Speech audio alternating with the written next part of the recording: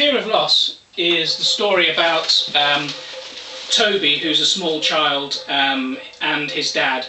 They lost their mother when Toby was just been born, and throughout a 2-year period she sadly passed away from a wasting disease, and Toby never really got to know his mother.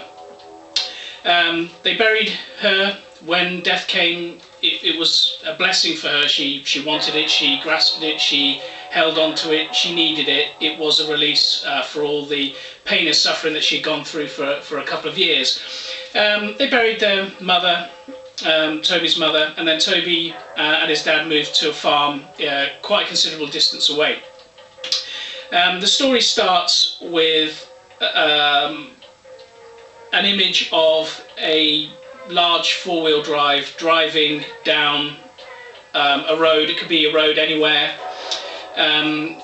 woods either side, and then the four-wheel drive veers off the main road and goes as far as it can up a dirt path, woods either side, and it goes deeper and deeper and deeper into the woods. Throughout the whole film, the viewer never gets to see the faces of Toby or Toby's dad, or indeed the dog, who's also accompanying them in the woods. So they're left to bring up their own ideas of what this small family unit looks like. The four-wheel drive is an old four-wheel drive. It's too big for the family as it is now.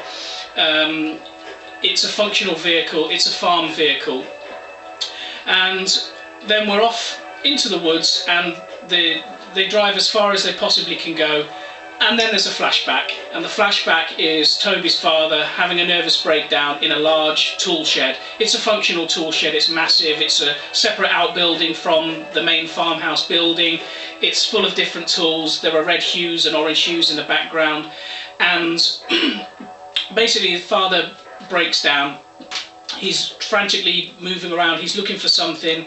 He picks up a large screwdriver, he's spinning around with it, it's not good enough. Then he picks up some kind of saw, that's not good enough. He's looking for something. Then he touches a shotgun barrel. Touches the shotgun and he knows what he has to do. Bang! He needs to do it today. Now, throughout the film, the idea is that Toby and his dad have been at the woods the day before.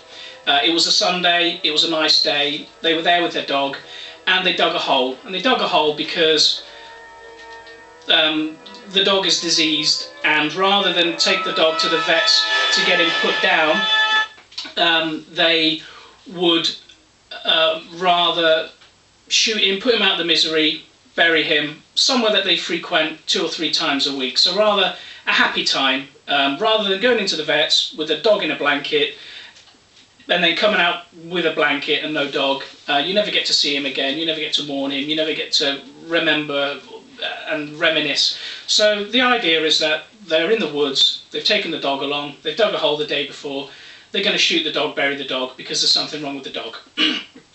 So we're back in the car, and Toby's asking what it's like to be shot with this big shotgun.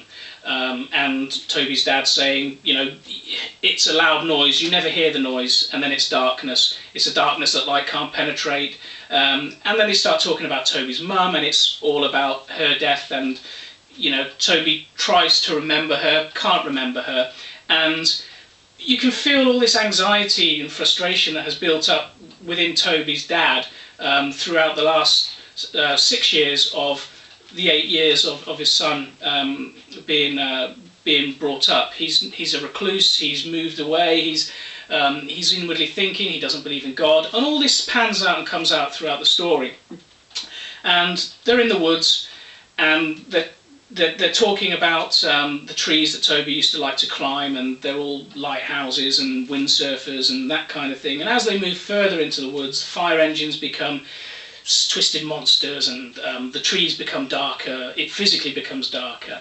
Then they get to the hole. They talk about mother again, talk about death again, and Act 2 ends with a shotgun blast, birds flying, that kind of thing, lots of sky shots. And then Toby's dad's walking back through the woods, and he's explaining to Toby what's happened and that kind of thing. You never get to see Toby at this place. He's just justifying what's happened.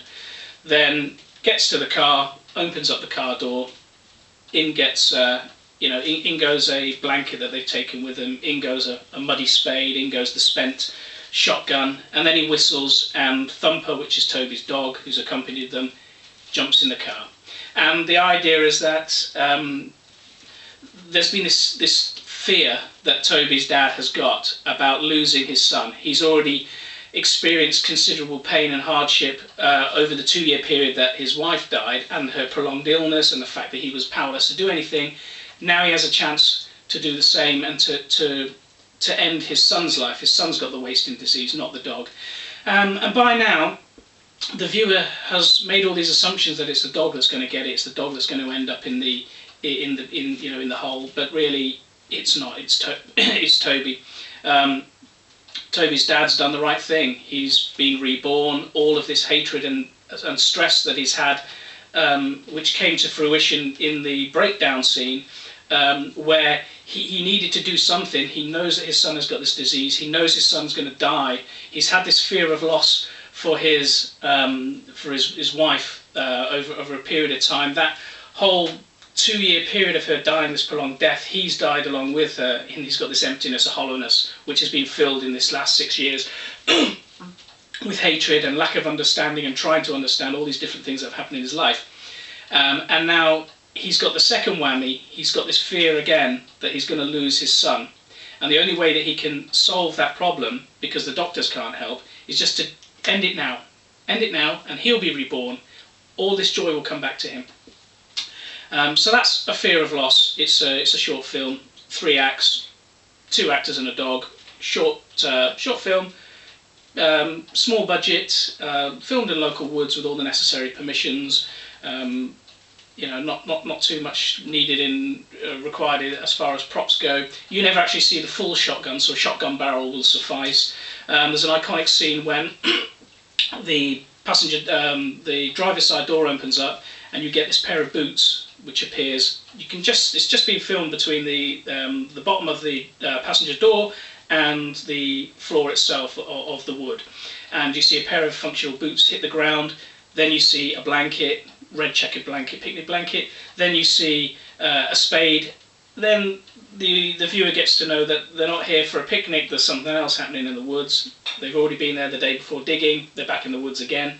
Then you see the shotgun barrel, and it's clear that something's going to happen. The viewer at this time is feeling a bit uneasy. The music that's been on throughout is very primal and punchy, and leading up to some form of crescendo. When the passenger door opens and Toby gets out, he's in school uniform, so he's deviated from his norm. He's not there going to school today, he's in the woods again. Something definitely is going to happen today. It was planned because they dug the hole, but it wasn't planned necessarily for today. It was something that was going to happen soon. But the breakdown has caused Toby's dad to realise it's got to be now, it's got to be today, before I screw up, before I forget, before I don't do it, before I haven't got the guts to do it, before I make some fictitious excuse of why it can't happen. So it wasn't going to happen today, but it is happening today. And at that breakdown, Toby's dad had a huge amount of tension, and that tension has gone as calm as could be, because he realises he's got that clarity like a diamond bullet through his head. He knows what needs to be done. And it's there, it's going to happen today, it's going to happen now. You never get to see any of the characters.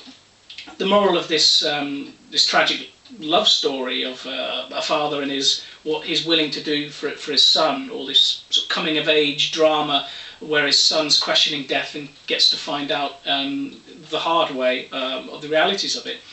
The concept works because the viewer at a very early age knows that very early on in the play knows that, in the film, knows that something's going to happen, and they don't necessarily know when it's going to happen, but they know something's going to happen. They've got a shotgun, someone's going to die, and all the way through they believe it's the dog. The dog's going to get it, the dog's going to get it, the dog's going to get it. Last few seconds, boom, dog didn't get it. Is it justifiable to shoot a diseased animal and bury him in the woods? Possibly. Is it justifiable to do it to your son?